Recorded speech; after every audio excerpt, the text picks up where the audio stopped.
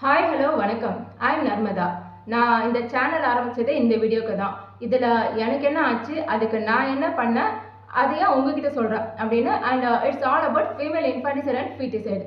அதாவது பெண் குழந்தை வேணாம் அப்படிங்கிறதுக்கு பெண்ணோட உடம்பை வீணாக்கி அதில் ஆண் எடுத்து அந்த ஆணுக்கு பெண் குழந்தை வேணான்னு கொலை பண்ணுற அப்பா கிட்டேருந்து தப்பிச்சு வந்த பொண்ணு பெண் குழந்தை கொலை பண்ணி ஆண் பெற்று தரணும். இதுதான் பெண்களோட ஆக்சுவலி இதுக்காக தான் பெண்கள் அப்படின்னு இருக்கு. இதுல நல்லவன் கெட்டவன் ஏழை பணக்காரன் சிட்டி அர்பன் ரூரல் அப்படிங்கிற எந்த ஒரு பேதமும் கிடையாது. The actual unity in diversity thing of India is I don't want a girl baby. காரி அப்படிங்கிற ஒரு படத்துல என்ன சொல்றாங்க அப்படின்னா, அப்பா தான் இறந்த பிறகு தம் மகன் மூலயமா இந்த உலகத்துல உயிரோட இருப்பாங்க அப்படின்ற மாதிரி சொல்றாங்க. அதாவது பையன் உடம்புல அப்பாவோட டிஎன்ஏ இருக்கும், அம்மாவோட டிஎன்ஏ இருக்காது. பொண்ணோட உடம்புல அம்மாவோட டிஎன்ஏ தான் இருக்கும், அப்பாவோட டிஎன்ஏ இருக்கவே இருக்காது இல்லையா? வாட் எவர் த அசஸ் that you want to pass to the blood line could be done only by male blood line. Female வந்து பிளட் லைன் லிஸ்ட்லேயே வராது. அது ஜஸ்ட் பிடிக்கும். பொண்ணுங்களை வந்து அப்பாக்களுக்கு ரொம்ப பிடிக்கும். இப்போ ஆடு மாடு கோழி நாய் பூனையெல்லாம் வீட்டில் ரொம்ப பிடிச்சி தானே வளர்க்குறோம். அந்த மாதிரி உங்கள் அடையாளம் உங்கள் கௌரவம் உங்கள் பெருமை எல்லாமே ஆண் குழந்தை தான். இன்ஃபேக்ட் காந்திஜிக்கு he's the father of our nation அப்படிங்கிற ஒரு கௌரவம் நம்ம கொடுத்துருக்கோம் அப்படின்னா that's just only because he's father of a boy baby இல்லையா?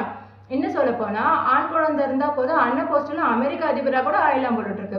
ஸோ இப்படி தான் உங்கள் அடையாளத்தை கிரியேட் பண்ண முடியும். அதையும் பொம்பளை கர்ப்பத்துலேருந்து தான் எடுக்க முடியும்னு வரீங்க. அதுக்கு அந்த பெண்ணுக்கு நடக்கிறது என்ன அப்படின்னா, ஆண் குழந்தை தேவை அப்படிங்கிற ஒரு விஷயத்தை வச்சுட்டு அவ்வளோ ஃபிசிக்கலாக செக்ஷுவலாக மென்டலாக அவ்வளோ ஹராஸ்மெண்ட்ஸ் அபியூசஸ் நடக்குது. ஒரு பெண்ணை ரேப் பண்ணிட்டா கூட ஜஸ்டிஸ் கிடைக்கலனாலும் அது பாதிப்பு பரிதாபம் அப்படிங்கிற ஒரு லிஸ்ட்லேயாவது வரும். ஆனால் இதெல்லாம் வந்து you should do because you are being only for this அப்படி தான் இருக்குது. சொல்லலாம் பெண் குழந்தை வேணும்னு நினைக்கிறவங்க இருக்கிறாங்க அப்படின்னா அஃப்கோர்ஸ் எஸ் பெண் குழந்தை வேணும்னு நினைக்கிறவங்க இருக்கிறாங்க, வேண்டான்றவங்களும் இருக்கிறாங்க. எந்த குழந்தையா இருந்தாலும் பரவாயில்லன்றவங்க இருக்கிறாங்க, ஏதாவது ஒரு குழந்தையாவது பிறந்துடாதான் ஏங்குறவங்களும் இருக்கிறாங்க.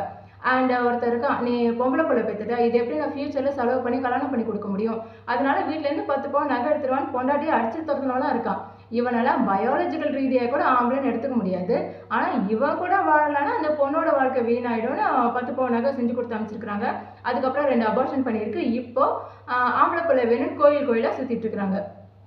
இதில் பியூட்டி என்ன அப்படின்னா, ஆண் பெண் ரெண்டுமே முக்கியம் தான், ரெண்டுமே அவசியம் தான். கடவுள் நம்மளை படைச்சிருக்கிறாங்க. அங்கேயே போய் நீ வந்து எனக்கு பொண்ணே வேண்டாம் பையன் தான் வேணும்னு வேண்டனா கடவுள் என்ன பண்ணும் பாவம்? ஸோ இதுதான் என்னோட ஸ்டோரி. எனக்கு 2011 கல்யாணம் ஆகி 2013 ஒரு பெண் குழந்தை பிறந்துச்சு. அப்புறம் என்ன, ஏன் இன்னும் பையன் பெற்றுக்கல, எப்போ பையன் பெற்றுக்க போகிறேன், இந்த 2 விஷயம் தான் போகிற வர இடத்துல பார்க்குறவங்களும் அப்படியே டம்ப் பண்ணாங்க. மித்தவங்களை தாண்டி இவர் என்ன கல்யாணம் பண்ணவர் வேற விதமாக சொன்னார். என்னன்னா, ஆண் பால் இனத்துக்கும் பெண் பால் இனத்துக்கும் இருக்கிற அந்த பேஸ் வந்து அப்பா கிட்ட தான் இருக்குது, அம்மா கிட்ட இல்லை அப்படின்னு சயின்டிஃபிக்காக ப்ரூவ் ஆயிடுச்சு இல்லையா? ஸோ அதை வச்சு பிளேம் பண்ண முடியாது. அதனால இவர் வந்து சைக்கலாஜிக்கலாக வந்தார். என்னன்னா, நம்ம ஒரு விஷயம் நினச்சா அது கண்டிப்பாக நடக்கும், நம்ம எண்ணங்களுக்கு சக்தி இருக்குன்னு சொல்கிறாங்க இல்லையா? அங்கே வராரு. உனக்கு நல்ல எண்ணங்கள் இல்லை, தூய்மையான எண்ணம் இல்லை, நீ வந்து ஆண் குழந்தை வேணும்னு மனசார நினைக்கல, ஆண் குழந்தை வேணும்னு கடவுள்கிட்ட சரியா வேண்டலை, உனக்கு கடவுள் பக்தியே இல்லை, எதிர்மறையான எண்ணங்கள் தான் இருக்கு உனக்கு அப்படின்னாரு. அதாவது எதிர்மறையான எண்ணங்கள் இருந்தா பெண் குழந்தை தான் தங்குமா, ஆண் குழந்தை வேணும்னா நல்ல எண்ணங்களும் நல்ல சிந்தனையும் கடவுள் பக்தியும் வேணும்னு சொல்லிட்டு இவர் சொல்றது. இதுல எனக்கு என்ன நெகட்டிவ் தாட்ஸ் அப்படின்னா, நான் ஹாரர் மூவிஸ் பார்க்குறேன், த்ரில்லர் மூவிஸ் பார்க்குறேன், மிஸ்ட்ரி கிரைம் ஆக்ஷன் மூவிஸ் பார்க்குறேன். இந்த மாதிரி படங்கள்லாம் பார்த்தா நெகட்டிவ் தாட்ஸ் தான் வருமாமா. ஆக்சுவலாக வந்து ஒரு படம் வந்து நம்ம தாட்ஸை இன்ஃப்ளூயன்ஸ் பண்ணுறது அப்படிங்கிறது நிஜம்தான். ஆனால் இப்போ வர பேய் படத்தை பார்த்தா பயம் வர்றதே அரிது. இதில் எங்கேருந்து நெகட்டிவ் தாட்ஸ் வருதுன்னு எனக்கு தெரியல. அண்ட் டாம் ரைடர் படத்துக்கும் இமைக்கா நொடிகள் படத்துக்கும் ஆண் குழந்தை தங்காமல் போனதுக்கும் என்ன சம்மந்தம் எனக்கு தெரியல. பட் இந்த மாதிரி படங்கள்லாம் பார்க்கறதுனால தான் உனக்கு பெண் குழந்தை தங்குது அப்படின்னு சொல்லிட்டு இவர் என்கிட்ட சண்டை போடுறது. அதாவது ஆண் குழந்தையே தங்கலை அப்படிங்கிறது ஒரு குறையாம், அந்த குறைக்கு காரணம் அவர் இல்லையாம். ஆல்மோஸ்ட் நிறைய ஆம்பளைங்க அப்படி தான் இருக்கிறாங்க. என்னன்னா, ஒரு விஷயம் நடக்கணும் இல்லை ஒரு விஷயம் தேவைன்னா அது நடக்காத பட்சத்தில், அது கிடைக்காத பட்சத்தில் அதுக்கான குறையாகவோ குறைக்கான காரணமாகவோ பொண்டாட்டி தான், புருஷன் இல்லை. எனக்கு ப்ராப்ளம் இப்படி போயிட்டு இருக்கும்போது 2015 ஜூனில் நான் ஒரு பெண் குழந்தை அபார்ஷன் பண்ணேன். அப்புறம் ஆண் குழந்தை வேணும் அப்படிங்கிறதுக்கு என்னெல்லாம் சொல்லப்பட்டதோ அதெல்லாம் பண்ணேன். பட் மறுபடியும் 2016 செப்டம்பரில் ஒரு பெண் குழந்தை அபார்ஷன் பண்ணேன். அதாவது ஆண் குழந்தை தான் நம்ம ஃபியூச்சர், அதுதான் அடையாளம் கௌரவம், ஆண் குழந்தை தான் ஆண் குழந்தை தான் ஆண் குழந்தை தான். இந்த ஃபீட்டிசைட் அப்படிங்கிற விஷயத்த வந்து நம்ம வந்து தலைமுறையாக பண்ணுறோம். we don't even call it as a murder. இது ஒன்றும் யாருக்கும் தெரியாத விஷயம் கிடையாது இல்லையா? ஸோ நானுமே எங்கள் வீட்டில் ஃபஸ்ட்டு பெண் குழந்தை அப்படிங்கிறதுனால அதுக்கு எங்கள் அம்மா எவ்வளோ கஷ்டப்பட்டாங்க அப்படிங்கிறதுல நான் வந்து பார்த்துட்டு தான் வந்தேன். ஸோ ஆண் குழந்தை வேணும் அப்படிங்கிறது கட்டாயம் தான், அதுக்காக நம்ம இதெல்லாம் பண்ணி தான் ஆகும் அப்படின்னு சொல்லிட்டு ஒரு பக்கம் நான் மனசு தேர்த்திக்கிட்டாலும், இன்னொரு பக்கம் கொஞ்சம் இதெல்லாம் விட்டு வெளியில் வந்து யோசிச்சு பார்த்தா, just think out of the box. We are worse than cannibals. அது எப்படி நம்மளோட உயிரை நம்மளே கொள்றது, கொண்டிருக்கேன் 2 உயிரை. அதை நினைக்கும் போது இப்போ கூட என்னால் நிம்மதியாக தூங்க முடியாது. அப்போ நான் என்ன முடிவு எடுத்தேன் அப்படின்னா, ஃப்யூச்சர் எப்படி வேணாலும் இருக்கட்டும், என்ன கொல்லி வைக்கிறதுக்கு பிள்ளை இல்லைன்னு சொல்லுவாங்க, அவ்வளோதானே, நோ ப்ராப்ளம். ஆனால் இனி என்னோட எந்த உயிரையும் நான் கொல்ல மாட்டேன் அப்படின்னு சொல்லிட்டு ஐ வாஸ் ஸ்டபன். சைடில் இந்த ப்ராப்ளம்லாம் ஃபேஸ் பண்ணேன். அதாவது என்னை யாரும் வந்து திட்டலாம் அடிக்கல, பட் அவ்வளோ டவுனாக ஃபீல் பண்ண வச்சாங்க. நீ ஆண் குழந்தை பிறந்ததான் நீ, இல்லைன்னா யூ ஆர் சிம்பிளி நத்திங் அந்த மாதிரி. பட் நான் சொல்லிட்டேன், சயின்டிஃபிக்காக வர ஏதாவது வழி இருந்தால் பார்க்கலாம் அப்படின்ட்டு. ஸோ கொஞ்ச நாள் கழிச்சு எனக்கு வந்து இவர் ஐவிஎஃப் அப்படிங்கிற ஒரு விஷயத்தை பற்றி சொன்னார். ஜெண்டர் சாய்ஸுக்கு இதை பண்ணலாம் அப்படின்ட்டு. ஐவிஎஃப்ல 2 பார்ட் இருக்கு. ஃபர்ஸ்ட் பார்ட், அம்மாவோட உடம்புலேருந்து கருமுட்டை எக்கையும் அப்பாவோட உடம்புலேருந்து உயிரணு ஸ்பெர்மையும் எடுத்து இவங்க எக்ஸ்டர்னலாக கருத்தரிக்க வைப்பாங்க. இதுக்கு ஒரு டைப் ஆஃப் மெடிகேஷன்ஸ் இருக்குது. இதில் அந்த எக்ஸ்டர்னலாக ஃபெர்டிலைஸ் பண்ண கரு எம்ப்ரியோ எடுத்து அம்மாவுக்கு வச்சு குழந்தை பெற்றுக்கிறது தான் செகண்ட் பார்ட். இதுக்கு ஒரு டைப் ஆஃப் மெடிகேஷன்ஸ் இருக்குது. இதில் அந்த எம்ப்ரியோ நம்ம எடுத்து டெஸ்ட் பண்ணோம் அப்படின்னா அது ஜெண்டர் என்னன்னு தெரிஞ்சிடும். So I said okay, I did it and I delivered a boy baby on 2018 May. சரி, நம்ம ஒரு சரியான விஷயம் தான் பண்ணியிருக்கோம் அப்படின்னு நினச்சி சந்தோஷப்பட முடியல. ஏன்னா ஐ வாஸ் ராங். பிகாஸ் ஒரு ஆண் குழந்தை வேணும் அப்படிங்கிறதுக்கு நம்ம எது பண்ணாலுமே அது தப்பு தான், க்ரைம் தான் எனக்கு அப்புறம் தான் தெரிஞ்சிச்சு. ஏன்னா இவர் வந்து ஸ்ப்ரெட் பண்ணுறாரு. இப்போ இந்த அளவுக்கு அபார்ஷன் இருக்குன்னாலுமே அதுக்கு ஒரு ஃபர்ஸ்ட் ஸ்டார்டிங் பாயிண்ட்னு ஒன்று இருக்க தானே செஞ்சிருக்கு. ஸோ இவர் வந்து எல்லாருக்கும் சொல்கிறாரு, இதுமாதிரி கண்டிப்பாக ஆண் குழந்தை பெற்றுக்க முடியும் அப்படின்ட்டு. அண்ட் பெண் குழந்தை வேணாம் அப்படிங்கிறதுக்கு அந்த க்ரூவல்ட்டியோட எக்ஸ்டெண்ட் எதுவாக இருந்தாலும் மக்கள் பண்ணாங்க. அப்பத்துலேருந்து இப்போ வரைக்கும் ஒரு பெண் குழந்தை மண்டையில் அடிச்சுலாம் கொலை பண்ணியிருக்காங்க அப்படின்னு சொல்லிட்டு இந்த கௌசல்யா முத்துப்பாண்டி ஃப்ரம் மதுரை. அப்படி இருக்கும்போது இந்த மாதிரி ஒரு விஷயம் இருக்குன்னு தெரிஞ்சா dance show that people will go behind this. ஒருத்தவங்க இதை பண்ணாங்கன்னு வேற கேள்விப்பட்டேன். அண்ட் இன்னும் ஒருத்தன் என்கிட்டயே சொல்கிறான், அவனுக்கு இன்னும் கல்யாணம் ஆகலை, அவன் கல்யாணம் பண்ணி அவன் பொண்டாட்டிக்கு ஐவிஎஃப் பண்ணி ஒரே நேரத்தில் ஆண் கரு ஒன்று பெண் கரு ஒன்று வச்சு வேலையை முடிச்சிருவேன் அப்படின்னு சொல்லிட்டு. அதாவது ஜெண்டர் விஷயத்தில் நான் நியூட்ரலாக இருக்கிறேன் அப்படின்ற மாதிரி காமிச்சுக்கிறான் என்கிட்ட. அண்ட் இவர் வந்து ஒரே நேரத்தில் 2 ஆண் கரு வச்சு வேலையை முடிச்சிடலாம் அப்படின்ற மாதிரி சொல்கிறாரு. அது என்ன 2 கரு கான்செப்ட் அப்படின்னா, ஐவிஎஃப்ல இது வந்து நான் பண்ணதில் நான் தெரிஞ்சுக்கிட்டது உங்களுக்கு சொல்கிறேன், சரியா? ஐவிஎஃப் வந்து குழந்தையின்மைக்கான ட்ரீட்மெண்ட் தான், பட் கொஞ்சம் ஹையர் லெவல் ட்ரீட்மெண்ட் மாதிரி தெரியுது. இதில் குறை யாருக்கு வேணாலும் இருக்கலாம், என்ன மாதிரி வேணாலும் இருக்கலாம். அதில் ஒன்று தான் பெண்ணுக்கு வந்து கருமுட்டை உருவாகலை இல்லை கருமுட்டை வளரலை அப்படின்னா அதை இன்டியூஸ் பண்ணுறதுக்கான டேப்லெட்ஸ் இதில் கொடுப்பாங்க. இதெல்லாம் நான் வந்து வெளிநாட்டில் பண்ணேன், இந்தியாவில் பண்ணல. அண்ட் இந்தியாவை தாண்டி வெளிநாட்டுலேயுமே ஒரு ப்ராப்ளத்தோட லெவல் எல்லாம் டயக்னோஸ் பண்ணி ட்ரீட்மெண்ட் கொடுக்காம ஒட்டுமொத்தமாக ப்ராட் ஸ்பெக்ட்ரம் ட்ரீட்மெண்ட்டாக தான் கொடுக்குறாங்க. அவ்வளோ மாத்திரை, மருந்து, இன்ஜெக்ஷன்ஸ், பிளட் டெஸ்ட்டுன்னு எனக்கு இது வந்து ஃபிசிக்கலை விட மென்டலாக ரொம்ப டஃப்பாக இருந்துச்சு. ஸோ ஒரு குறையுள்ள பெண் இந்த ட்ரீட்மெண்ட்டை எடுக்கும்போது, இந்த ஐவிஎஃப் ட்ரீட்மெண்ட் எடுக்கும்போது மல்டிபிள் எக்ஸுக்கு பாசிபிலிட்டிஸ் இருக்குது அப்படின்னு சொன்னாங்க. நான் போன சென்டரில் மேக்ஸிமமாக 4x ஒரு லேடிக்கு ரிப்போர்ட்டட் அப்படின்னு சொன்னாங்க. ஆனால் இந்த குறைகள் இல்லாத எனக்கு இந்த ட்ரீட்மெண்ட்டை நான் பண்ணும்போது 30+ எக்ஸ் வந்துச்சு. 33.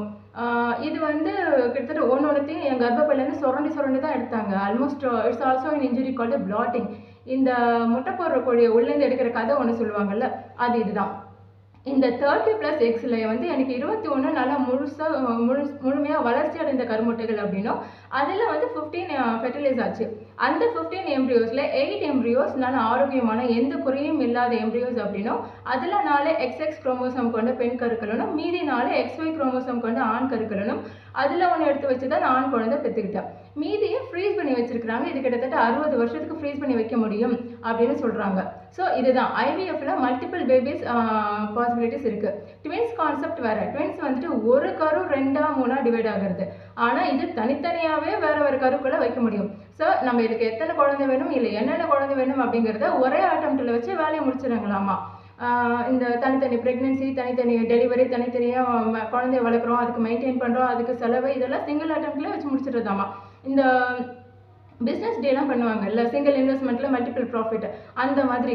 ஸோ இந்த ப்ரெக்னன்சி அப்படிங்கிறது வந்து பொம்பளைங்களுக்கு ஜாய் இல்லை, ஜாப் அப்படி தான் இருக்குது. அண்டு குழந்தை எதுக்கு, கல்யாணம் எதுக்கு, பொண்டாட்டி எதுக்கு அப்படிங்கிறதுல ஆம்பளைங்களாம் ரொம்ப தெளிவாக தான் இருக்கிறாங்க போட்டுருக்கு. நான் இந்த மாதிரி விஷயங்கள்லாம் நடக்குது, இதே மாதிரி ஆட்கள் இருக்கிறாங்க, நான் அதை தான் சொல்கிறேன். ஆனால் இதுக்கு வந்து விதிவிலக்குகளும் இருக்காங்க. நான் சொல்கிற எல்லா விஷயத்துக்கும் விதிவிலக்குகளும் இருக்காங்க. அவங்கள நான் வந்து சொல்லலை, நான் எல்லாரையும் பொதுவாக சாடலை, சரியா? அண்ட் நான் ரீசெண்டாக ஒரு சில இடங்களுக்கு வெளியில் போகும்போது வழியில் நிறைய ஐவிஎஃப் சென்டர்ஸ் பார்த்தேன். இதுக்கு முன்னாடி நிறைய மகப்பேறு சென்டர்ஸ் இருக்க மாதிரி ஃபீல் ஆச்சு. இப்போ ஐவிஎஃப்க்குன்னே தனியாக சென்டர்ஸ் இருக்குது. ஐவிஎஃப் வந்து எல்லாருக்கும் தேவைப்படாத ஒரு விஷயம். அப்படி இருக்கும்போது பர்டிகுலராக இந்த ரீஜன்லேயே ஒரு சென்னை டு கடலூர் ரீஜன்லேயே ஐவிஎஃப் சென்டர்ஸ் 2-3 பார்த்தேன். அப்போது ஆல் ஓவர் தமிழ்நாடு எவ்வளோ இருக்கும்? எல்லாருக்கும் தேவைப்படாத ஒரு விஷயத்துக்கு ஏன் இத்தனை சென்டர்ஸ் அப்படின்னு யோசிச்சா மார்க்கெட்டிங்கை பார்த்து பெட்டு வாங்கினதோட நிப்பாட்டாமல் அந்த மார்க்கெட்டிங்கையே பெட்டு வரைக்கும் விட்டது தான் இதுக்கு ரீசன் நினைக்கிறேன். பிகாஸ் ஒரு பெண் கருமுட்டையை ஆண் உயிரணுவால் கருத்தரிக்க வைக்க முடியும் அப்படின்னு சொல்லப்படுது. ஆனால் பொண்டாட்டியை ப்ரெக்னென்ட்டாக புருஷனால தான் முடியும். வெறும் ஆண் பாலினங்களுக்கு அது ரொம்ப கஷ்டம். இப்போல்லாம் இந்த மாதிரி ஆண் பாலினங்கள் தான் நிறையா இருக்குது because of this blooming gadgets. இவங்களுக்கெல்லாம் இந்த மாதிரி சென்டர்ஸ் அவசியம் தான். அது ஆண் குழந்தைக்குன்னு கிடையாது, பொதுவாகவே குழந்தைக்குமே. பட் ஆண் குழந்தை அப்படிங்கிறதே உங்கள் அடையாளத்துக்கான மார்க்கெட்டிங் தான் இல்லையா? அதனால தான் குழந்தை அப்படிங்கிறது ஒரு வேலை, அதுக்காக கல்யாணம் அப்படின்னு போகுது. பட் குழந்தை வர கல்யாணம் அப்படிங்கிறது 2 நபருக்கு இடையில இருக்க ரிலேஷன்ஷிப் என்ன அப்படிங்கிறத உலகம் தெரிஞ்சுக்கிறதுக்கான அடையாளம். குழந்தை வந்து 2 சோலுக்கு இடையில இருக்கிற ஒரு அழகான லவ்வோட அழகான ஹாப்பனிங், 2 உயிர்களுக்கு இடையில இருக்கிற ரிலேஷன்ஷிப்போட அடையாளம். அதில் வந்து உங்கள் கௌரவம், உங்கள் கெப்பாசிட்டி, உங்கள் ஸ்டேட்டஸ் இதெல்லாம் கௌரவமாக வச்சு அதுக்கு கல்யாணம், அதுக்கு பொண்ணுன்னு சொல்லிட்டு எல்லாத்தையும் ரிவர்ஸில் பண்ணிட்டு இருக்கிறீங்க. அண்ட் மேட்டிங் அப்படிங்கிறது இந்த உலகத்தில் இருக்க எல்லா உயிருக்குமே இருக்கிற ஒரு ஃபீலிங் தான். அது ஒரு தனிப்பட்ட நபரோட தனிப்பட்ட மனித ஆண்பால் உயிரினத்தோட எபிலிட்டி என்னன்னு காமிக்கிற ப்ரூஃபுக்கான டாக்குமெண்ட் இல்லை. இன்ஃபேக்ட் இந்த எண்ணம் தான் சொசைட்டியில் இருக்கிற பல ப்ராப்ளம்க்கு, பல க்ரைமுக்கு காரணம் அப்படின்னு நான் நம்புகிறேன். And back to the topic. எனக்கு ப்ராப்ளம் மறுபடியும் ஸ்டார்ட் ஆச்சு. என்ன அப்படின்னா 2வது ஆண் குழந்தை வேணும் அப்படின்னு. இதுக்கு காரணம் ஒரு கேடுகட்ட பன்னாடை. அதாவது தான் எல்லாம், தன்னால் தான் எல்லாம்னு நினைக்கக்கூடிய ஒரு அறமெண்டல் அறகுடம். அந்த பன்னாடை 2008 கல்யாணம் பண்ணி அது பொண்டாட்டிக்கு ஃபர்ஸ்ட் குழந்தை பை நேச்சர் அபார்ட் ஆயிடுச்சு. உடனே ஒரு குழந்தை தங்கி 2009 ஒரு பெண் குழந்தைய பெற்றுட்டாங்க. மறுபடியும் ஆண் குழந்தை வேணும் அப்படிங்கிறதுக்கு ஒரு அபார்ஷனை பண்ணி 2010 ஒரு ஆண் குழந்தையும் பெற்றுக்கிட்டாங்க. இங்கே 2வது ஆண் குழந்தை வேணும் அப்படிங்கிறதுக்கு சில பல கேவலமான காரணங்கள்லாம் சொல்லி 2 அபார்ஷன் பண்ணியிருக்கிறாங்க. மறுபடியும் பெண் குழந்தைய தங்கச்சி இதை வந்து அபார்ஷன் பண்ண முடியாதுன்னு சொன்னதுனால வர வழி இல்லாமல் 2014 அந்த பெண் குழந்தைய பெற்றுக்கிட்டாங்க. சரி 3 குழந்தை ஆயிடுச்சு, இதோட தான் நிப்பாட்டிடுவாங்கன்னு பார்த்தா மறுபடியும் ஒரு அபார்ஷன் 2016 ஏப்ரலில், மறுபடியும் ஒரு அபார்ஷன் 2018 ஜூலையில், மறுபடியும் 4 மாதம் கழிச்சு இவங்க எதிர்பார்த்த மாதிரி ஒரு ஆண் குழந்தை தங்கச்சி. ஆனால் அது வளர்ச்சி அடையலை. ஏன்னா இத்தனை அபார்ஷன் பண்ணால் என்ன ஆகும்? ஸோ இது வளர்ச்சி அடையாது, முழுமை பெறாது, நீங்கள் வந்து பெற்றுக்க முடியாது, அபார்ஷன் பண்ணி தான் ஆகணும்னு சொன்னதுனால வேறு வழி இல்லாமல் 2019 மேல அந்த ஆண் குழந்தைய அபார்ட் பண்ணாங்க. சரி இதோட தான் நிப்பாட்டிடுவாங்கன்னு பார்த்தா 2021 டிசம்பரில் மறுபடியும் ஒரு அபார்ஷன். இந்த அபார்ஷனிஸ்ட்டை என்ன சொல்லி டிஸ்கிரைப் பண்ணுறதுன்னு எனக்கு தெரியல. ஆனால் இவனை பார்த்துட்டு அதில் இவர் இன்ஃப்ளூயன்ஸ் ஆகி நான் இன்னொரு ஆண் குழந்தை பெற்று தரணும் அப்படின்ட்டு எனக்கு ப்ராப்ளம்ஸ்லாம் மறுபடியும் ஃபர்ஸ்ட்லேருந்து ஸ்டார்ட் ஆச்சு. இன்னும் அதிகமாச்சு. நான் வந்து குடும்பம் நடத்துறதுக்கு தகுதி இல்லாத பொம்பளை வரைக்கும் வந்தாச்சு. இந்த அளவுக்கு அவர் ஏன் சொல்கிறாரு அப்படின்னா, இந்த அபார்ஷன் தம்பதி இருக்கிறாங்க இல்லையா, இத்தனை அபார்ஷன் பண்ணதில் அந்த லேடிக்கு வந்து ப்ளீடிங் ப்ராப்ளம் நான் ஸ்டாப்பாக மாதக்கணக்கில் இருந்துச்சு. ட்ரீட்மெண்ட் பண்ணி தான் ஆகணும் அப்படிங்கிற ஒரு சூழ்நிலை. அப்போ ப்ளீடிங் வரும், ட்ரீட்மெண்ட் பண்ணுவாங்க, சரியாகும், அபார்ஷன் பண்ணுவாங்க. ப்ளீடிங் வரும், ட்ரீட்மெண்ட் பண்ணுவாங்க, சரியாகும், அபார்ஷன் பண்ணுவாங்க. ப்ளீடிங் வரும். இது என்ன நினச்சிட்டு அந்த பொம்பளை பண்ணுச்சுன்னு எனக்கு தெரியல. ஏன்னா ஒருவேளை பயமா, அவுட் ஆஃப் கம்பல்ஷன், பிகாஸ் குடிச்சிட்டு அடிக்கிறது தான் அவன். இல்லைன்னா எல்லா பொம்பளைங்கள மாதிரியும் ஆண் குழந்தை பெற்றுக்கிறது தான் ப்ரைட் அப்படிங்கிற ஒரு மாயையா என்னன்னு தெரியல. பட் பண்ணுச்சு, அசராமல் பண்ணுச்சு. அதாவது தனக்கு என்ன ஆனாலும் பரவாயில்லன்னு தன்னையே அழிச்சுக்கிட்டு குடும்பத்துக்காக இன்னொரு ஆண் வாரிசு கொடுக்கறதுக்கு அந்த பொம்பளை தயாராக இருக்குது. அதுக்காக எல்லாம் பண்ணுறாங்க அப்படின்னா இதை எவ்வளோ டீசெண்டாக சொல்லணும்னு நினச்சாலும் டபுள் மீனிங்காக போயிடும். ஆனால் எக்ஸாக்டாக சொல்லணும்னா சிங்கிள் மீனிங்கே அதுதான். They keep on doing for that அந்த மாதிரி. ஸோ நீ தான் அபார்ஷன் பண்ண தேவையில்லைல்ல, இன்னொரு 3 ஆண் கரு இருக்குது, கண்டிப்பாக நம்ம ஆண் குழந்தை பெற்றுக்க முடியும். இவர் என்ன கல்யாணம் பண்ணவர் என்ன சொல்கிறாரு, உனக்கு எதாவது ஆயிடுச்சுன்னா, உன்னால் முடியாமல் போயிடுச்சுன்னா நான் வேலைக்காரி அப்பாயின்மெண்ட் பண்ணுறேன், அதுக்கு மேலே எதாவது ஆச்சுன்னா நான் பர்மனெண்ட்டாக உன்னை பார்த்துக்கிறதுக்கு நர்ஸ் ஹையர் பண்ணுறேன் அப்படின்ற மாதிரி இவர் சொல்கிறாரு. ஒருவேளை அதுக்கும் மேலேயும் எதாவது ஆச்சுன்னா கிராண்டாக தூக்கிட்டு போய் கொல்லி கூட வைப்பார். அப்படியெல்லாம் எனக்கும் ஆகும் அப்படின்னா இன்ட்ராபாட்டம் எக்லாம்சியா வலிப்பு வரும். வந்துச்சு ஃபர்ஸ்ட் டெலிவரிக்கே. மகாத்மா காந்தி ஹாஸ்பிட்டலில் தான் எனக்கு ஃபர்ஸ்ட் டெலிவரி ஆச்சு. இதில் வந்து எக்லாம்சியா வந்து ஸ்லைட்டாக டெட்லி. ரொம்ப கஷ்டப்பட்டு போராட தான் என் உயிரை மீட்டு தந்தாங்க. 2 நாள் ஐசியூவில் இருந்தேன், 1 வாரம் மானிட்டரிங்கில் இருந்தேன். அண்டு டாக்டர்ஸுமே சொன்னாங்க ரொம்ப கிரிட்டிக்கலான சுச்சுவேஷன் கடந்து தான் வந்திருக்கேன் அப்படின்னு. அம்மா வந்து ரமணா படத்தில் பார்த்த மாதிரி இருந்துச்சு அப்படின்னாங்க. கிட்டத்தட்ட நான் ஒரு 20 மினிட்ஸ் கிட்ட ஐ வாஸ் டோட்டலி அன்கான்ஷியஸ். கண்ணை திறந்து பார்க்கும்போது 4 பேர் இருந்த டெலிவரி ரூமில் 10-11 பேர் இருந்தாங்க. இவருமே அங்கே தான் ஹாஸ்பிட்டல் தான் இருந்தார். ஸோ இவருக்கு இதெல்லாம் தெரியும். அது எனக்கு வந்து டெலிவரி ரிஸ்க், நான் ரிஸ்க் எடுக்கக்கூடாது, நான் மறுபடியும் சான்ஸ் கொடுக்கக்கூடாது அப்படின்னா நான் சிசேரியன் தான் பண்ணணும் அடுத்த டெலிவரி எல்லாம். சிசேரியனுமே வந்து சொல்யூஷன் கிடையாது, பெட்டர் ஆப்ஷன். ஏன்னா இதுலேயும் வெளிப்ப வரதுக்கு வாய்ப்பு இருக்குது, பட் ஓரளவுக்கு மேனேஜ் பண்ண முடியும் அப்படின்ற மாதிரி. அண்ட் என்னோட கெட்ட நேரம் என்னோட ஃபர்ஸ்ட் டெலிவரியில் ஃபிஸ்டுலா வர டெவலப் ஆயிடுச்சு. இதுக்கு தனியாக நான் ஒரு ஆப்ரேஷன் வேற பண்ணிக்கிட்டேன். ஆனால் என்னதான் ஆப்ரேஷன் பண்ணாலும் இதை முழுசாக குணப்படுத்த முடியாது. So it's been 10 years that என்னோட எவ்ரி சிங்கிள் டே ரொட்டீனையும் இதை அஃபெக்ட் பண்ணிக்கிட்டு இருக்கு. And it will continue till the last day of my life. And இது மறுபடியும் டெவலப் ஆகிறதுக்கு வாய்ப்பு இருக்குது நான் ப்ரெக்னென்ட் ஆனால். ஸோ எனக்கு ப்ரெக்னன்சியும் ரிஸ்க்கு, டெலிவரியும் ரிஸ்க்கு. இதில் வந்து நான் IVF எல்லாம் பண்ணி உனக்கு ஆண் குழந்தை பெற்று கொடுத்த பிறகு நீ இன்னொரு ஆண் குழந்தை வேணும் என்னோட கௌரவத்துக்கு நீ பெற்றுக்கொடு அப்படின்னு வந்து நின்னா இந்த இடத்துல நான் என்ன யோசிக்கணும், என்ன பண்ணணும் அப்படின்னும் போது இது மாதிரி எனக்கு ஒரு ப்ராப்ளம் இருக்குது அப்படிங்கிறது இதுக்கு முன்னாடி வரைக்கும் அந்த அளவுக்கு யாருக்கும் தெரியாது. தெரிஞ்சவங்களும் அந்த அளவுக்கு கருதலை. இது மாதிரி ஆயிடும்னு சொல்கிறாங்களே, அதனால் பண்ண அதை ஸ்டாப் பண்ணன்னு சப்போர்ட்டுக்கும் யாரும் வரலை. ஒருவேளை எனக்கு ஏதாவது ஆகியிருந்தால் யாரும் வரப்போகிறதும் கிடையாது. ஆனால் இதுக்குன்னு நான் ஏதாவது பண்ண போகும்போது மட்டும் அப்போ வருவாங்க குடும்பத்தில் இருக்கவங்க லிஸ்டெல்லாம் தூக்கிக்கிட்டு, இவங்க கௌரவம் என்ன வருது, அவங்க கௌரவம் என்ன வருது, ஒன்றால் இவங்க வாழ்க்கை என்ன வருது, அவங்க ஃப்யூச்சர் என்ன வருது அப்படி இப்படின்னுட்டு. இப்போது ஒரு ஃபேமிலி ஒன்று ரன் பண்ணுறோம், ஒரு சீரான ஒரு ஃபேமிலி ரன் பண்ணுறோம் அப்படின்னா அதில் வந்து சில பல டூஸ் அண்ட் டோஸ் அந்த காலத்துலேருந்து சொல்லப்பட்டுட்டு வருது. நம்ம அந்த கட்டமைப்புக்குள்ளே தான் இருக்கோம். அந்த ஃபேமிலியை ரன் பண்ணதில் இருக்க ப்ராப்ளம்ஸ், அதில் இருக்க மிஸ் அண்டர்ஸ்டாண்டிங்ஸ் எல்லாம் நம்ம வந்து அப்ஸ் அண்ட் டவுன்ஸ் எல்லாம் நம்ம விட்டு கொடுக்கறது, பெருந்தன்மையாக போகிறது, பொறுத்துக்கிறது, அனுசரிச்சுக்கிறது, ஒருத்தர் புரிஞ்சுக்கிறது அப்படிங்கிற சில விஷயங்களை வச்சுட்டு நம்ம அதை நேராக்கணும் அப்படின்னா அதை வந்து குடும்பத்தில் இருக்க எல்லாரும் பண்ணணும், எல்லாருக்காகவும் பண்ணணும். அது ஒட்டுமொத்தமாக அந்த பொம்பளையோட ரெஸ்பான்சிபிலிட்டி தான். அவ தலையில் வைக்கிறதே தப்பு. இதில் இதெல்லாம் கொடுமை. குடிச்சிட்டு வந்து புருஷன் பொண்டாட்டி அடிக்கிறது, மேரிட்டல் ரேப்ஸ் நடக்குதுல்ல, நிறைய வெளியில் நடக்குது. அண்ட் இந்த ஆண் குழந்தை வேணும் அப்படிங்கிறதுக்கு இவனுங்க பண்ணுறதெல்லாம் பார்த்தாலுமே சிம்பிளாக மிருகம்னு சொல்லிட்டு போயிட முடியாது இவனுங்களை. அப்போ இந்த மாதிரி கொடுமையெல்லாம் கொண்டு வந்து இந்த அப்ஸ் அண்ட் டவுன்ஸ் லிஸ்ட்டில் வச்சுட்டு இதையும் நீ மேனேஜ் பண்ணி, இதில் நீ சர்வைவ் பண்ணி, அந்த புருஷனையே திருத்தி நீ இந்த ஃபேமிலி சீராக கொண்டு வந்தால் தான் நீ ஒரு யுவர் குட் உமன். இதில் உனக்கு என்ன வேணாலும் ஆகலாம். You can hurt, you can injure, even you can die. அதை பற்றி ஒரு பிரச்சனையும் கிடையாது. நீ எப்படி வேணாலும் பாதிக்கப்பட்டுக்க, எங்களுக்கு அதுக்கு சம்மந்தம் கிடையாது, நாங்கள் அதுக்கு வர மாட்டோம், உன்னை என்னன்னு கேட்க மாட்டோம், உன் கேரக்டரை ஜட்ஜ் பண்ண மாட்டோம். ஆனால் உனக்குன்னு நீ ஏதாவது பண்ணும்போது, உன்னோட கம்ஃபர்டபிலிட்டிக்கு இல்லைனாலும் உன்னோட சேஃப்டிக்கு நீ ஏதாவது பண்ணும்போது அப்போ நாங்கள் வருவோம். நீ வந்து இந்த சொசைட்டி சார்ந்து தான் இருக்க, இந்த சொசைட்டி சொல்கிறதுக்கு ஏற்ற மாதிரி தான் நடந்துக்கணும் அப்படி இப்படின்ட்டு. அண்ட் ஒரு மேதாவி என்கிட்ட சொன்னது என்ன அப்படின்னா, இந்த கொடுமைக்கெல்லாம் கஷ்டம்னு பேரை வேற மாற்றி வச்சுட்டு இந்த கஷ்டத்தெல்லாம் அனுபவிச்சு அழுது நொந்து வேதனையை தாங்கி இதை கடந்து வர பெண்கள் மட்டும்தான் பின்னாடி நல்லா இருப்பாங்க அப்படின்ட்டு. அதாவது இன்னைக்கு இருக்கிறத விட்டுட்டு நாளைக்கு ஏதோ இருக்குமா இருக்குது அப்படின்னு சொல்கிறாங்க. அதாவது ஒரு ஸ்கூல் ஹெட்மிஸ்ட்ரஸ் அவங்க புருஷனும் கொடுமைப்படுத்துவாங்களாம், அடிப்பாங்களாம், அடித்து வீட்டை விட்டு வெளில துரத்துருவாங்களாம். இவங்க நைட்டு விடிய பணியில் இருந்துட்டு எந்திரிச்சு ஸ்கூலுக்கு கிளம்பி வருவாங்களாமா. ஒரு ஹெட்மிஸ்ட்ரஸே இப்படி தான் கொடுமையை அனுபவிக்கிறாங்க, கஷ்டப்பட்டுட்டு இருக்கிறாங்க, ஆனால் புருஷனை விட்டு கொடுக்காம இருக்கிறாங்க அப்படின்ற மாதிரி எனக்கு அட்வைஸு. ஒரு ஹெட்மிஸ்ட்ரஸ் அப்படின்னா எப்படியும் 50+ இருக்கும். இதுக்கு மேலே அவங்க என்ன நல்லது அனுபவிக்கிறது இருக்கிறது, இல்லை வந்து எத்தனை நல்லது இருக்க போகுது. பிகாஸ் ஒரு கண்ணால் பார்த்தா ஆசைப்பட்டு பிடிச்சி போய் வாங்கி சாப்பிடணும்னு ஒரு விஷயத்தை நினச்சா கூட அது எந்த அளவுக்கு உடம்பு ஏற்றுக்கும்னு தெரியல. ஸோ இந்த மாதிரி சில எக்ஸாம்பிள்லாம் காமிச்சிட்டு என்ன காம்ப்ரமைஸ் பண்ணும்போது சொல்கிறாங்கல்ல, இப்போ 1000 தான் இருந்தாலும் குடும்பமாச்சு, 1000 தான் இருந்தாலும் புருஷனாச்சு அப்படின்னும் போது இதில் அந்த குடும்பத்துக்காக அழிச்சிக்கிற பெண்களையும் குடும்பத்தால் அழியிற பெண்கள் மட்டும்தான் இங்கே வந்து நம்ம தமிழ்நாட்டு கலாச்சார பண்பாடு படி நல்ல குடும்ப பெண்கள்.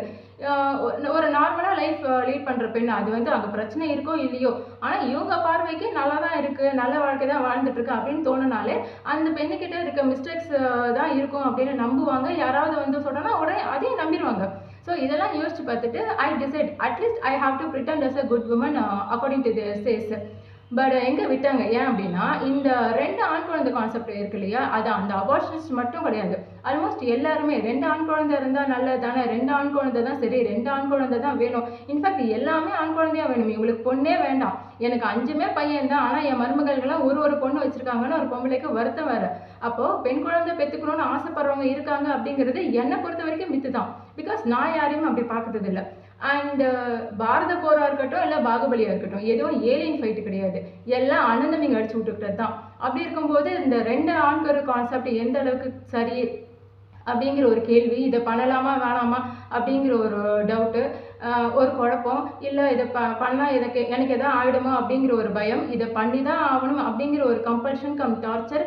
இந்த ஸ்ட்ரெஸ் எல்லாம் தாங்குற சக்தி என் மனசுக்கு இருந்தாலும் என் உடம்புக்கு இல்லை. ஏன்னா என் ட்ராமா அப்படி ஒரு கட்டத்தில் நான் வந்து தொலைஞ்சு போட்டோம். Second time I set okay 2021 டிசம்பரில் இந்த ப்ராசஸ் நான் மறுபடியும் ஸ்டார்ட் பண்ணும்போது என் உடம்பு அந்த மெடிக்கேஷனை ஏற்றுக்கல.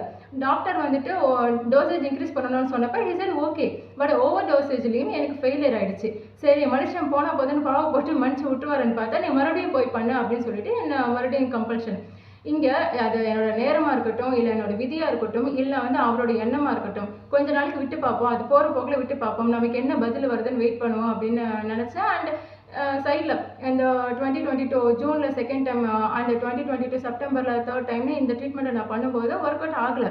இதுக்கு இடையில யாராவது நான் ஏன் இத்தனை தடவை ஹாஸ்பிட்டல் போகிறேன் எனக்கு அப்படின்னு யாராவது கேட்டாங்க அப்படின்னா எனக்கு உடம்பு சரியில்லை, எனக்கு கர்ப்பப்பையில் பிரச்சனை, அதை ட்ரீட்மெண்ட் பண்ணுறதுக்கு தான் ஹாஸ்பிட்டல் போகிறேன்னு சொன்னாரே தவிர நிஜத்தை சொல்லலை.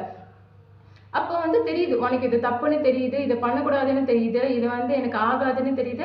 நானுமே என்னால் இதை சமாளிக்க முடியல, நீங்களாவது ஏதாவது சொல்லி இவர் மனசை மாற்றுங்கன்னு டாக்டர்கிட்ட கூப்பிட்டு போயெல்லாம் இவரை நான் பேச வச்சேன். அவங்களும் வந்து தெளிவாக சொல்கிறாங்க இப்படிலாம் இருக்குது, நீ 3வது குழந்தை பெற்றுக்க போய் உன் பொண்ணாடி உயிருக்கும் ஆபத்து உடம்புக்கும் ஆபத்து, பண்ணக்கூடாதுன்னு கவுன்சிலிங்லாம் கொடுத்தா அவர் மண்டையிலே ஏறல.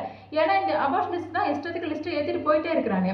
அப்போ அவங்க எப்படியா இருந்தாலும் கண்டிப்பாக இன்னொரு ஆண் குழந்தை பெற்றுருவாங்க, நம்ம 2 ஆண் குழந்தை வச்சுருக்கோம் அப்படிங்கிற ஒரு ப்ரைடு வந்தே தீரணும் அப்படிங்கிற ஒரு ரேஜில் நீ உடம்பை சரி பண்ணிக்கிட்டு 4வது தடவை அந்த ட்ரீட்மெண்ட்டை பண்ணு அப்படின்னு இவர் சொல்லும்போது இது வந்து எனக்கு முடிய போகிறது கிடையாது, எனக்கும் முடிய போகிறது கிடையாதுன்னு தெரிஞ்சிச்சு.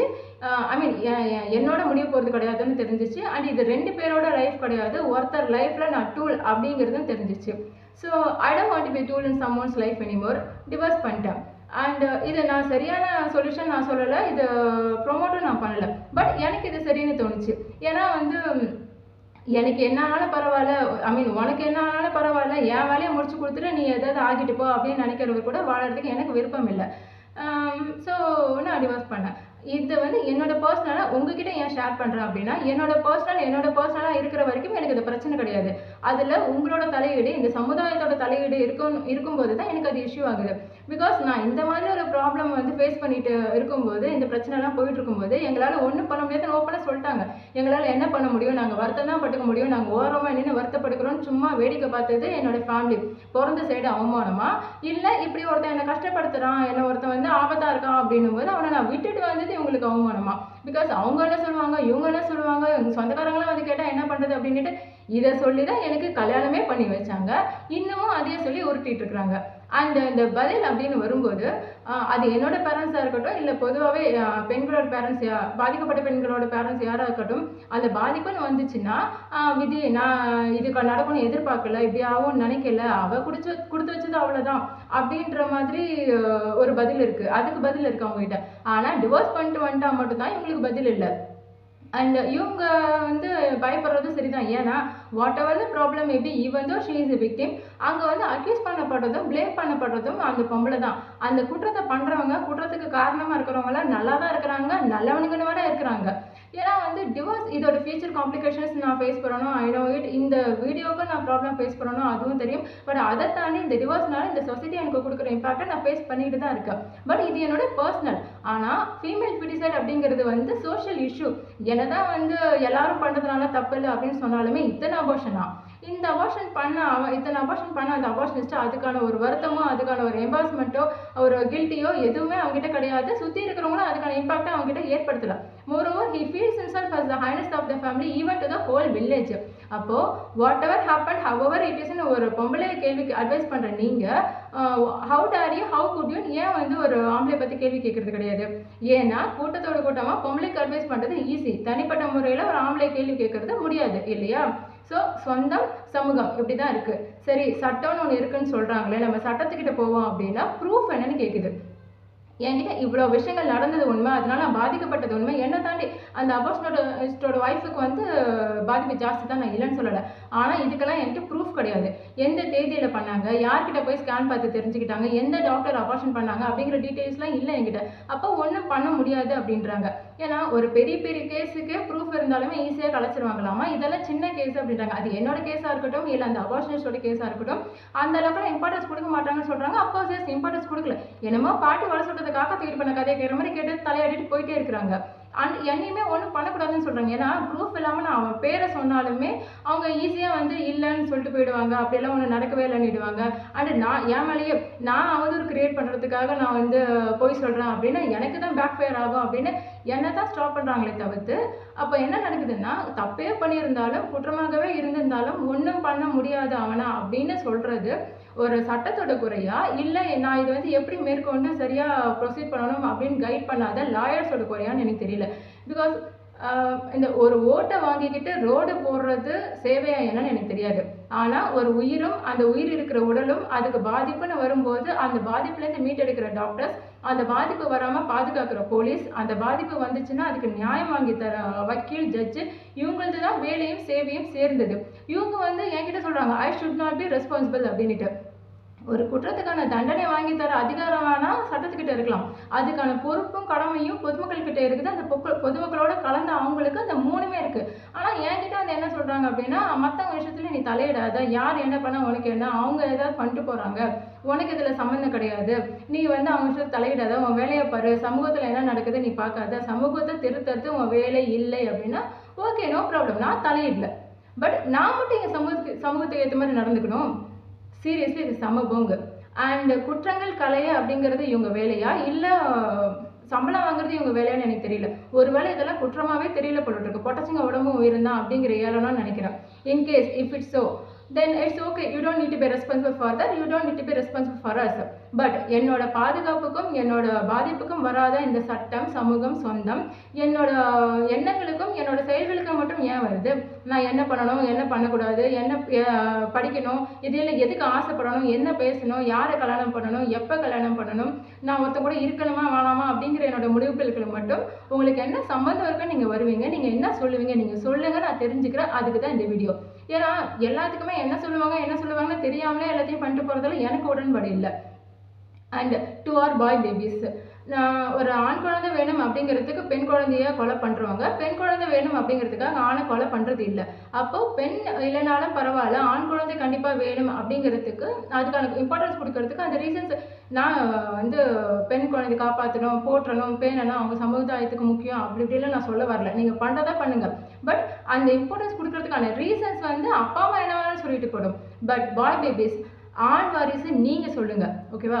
உங்க வீட்டில் ஃபர்ஸ்ட் பெண் குழந்தை, அடுத்து நீங்க ரெண்டாவது ஆண் குழந்தை அப்படின்னா உங்களை 10ல் 8 பேர் ஒரு பெண் குழந்தையோ அல்லது ஒன்றிற்கும் மேற்பட்ட பெண் குழந்தைகளோ கொல்லப்பட்ட, உங்க வீட்டு பெண் பிள்ளைகள் கொல்லப்பட்ட கல்லறையில் உருவானவங்க நீங்க.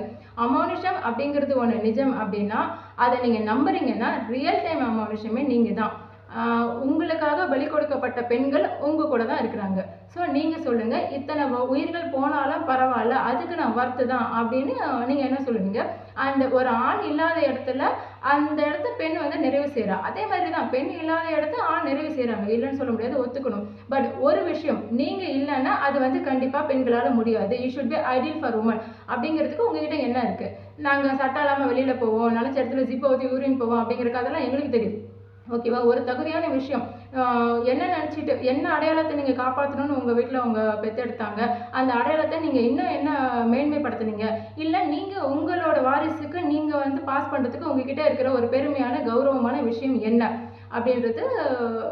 அந்த செகண்ட் திங் என்னன்னா, ஒய் குரோமோசோம் அம்மா கர்ப்பத்தில் நீங்கள் ஏன் ஸ்ட்ரெயிட்டாக தங்கலை? எக்ஸ் குரோமோசோம் ஏன் தங்க விட்டீங்க? எக்ஸ் குரோமோசோம் தங்கதுனால தான் இவ்வளோ பிரச்சனையும். ஸோ அந்த எக்ஸ் குரோமோசோம் ஏன் நீங்கள் வந்து ரெஸ்ட்ரிக்ட் பண்ணல? ஏன்னா ரெஸ்ட்ரிக்ஷன் வரும்போது சுதந்திர கொடியாக இருந்தாலும் அதோட சுதந்திரம் கொடிக்கம்பம் வரைக்கும் இருந்தாலும் ஒரு கேவலமான கான்செப்டில் ஆடேன்னு படம் எடுத்தாங்க.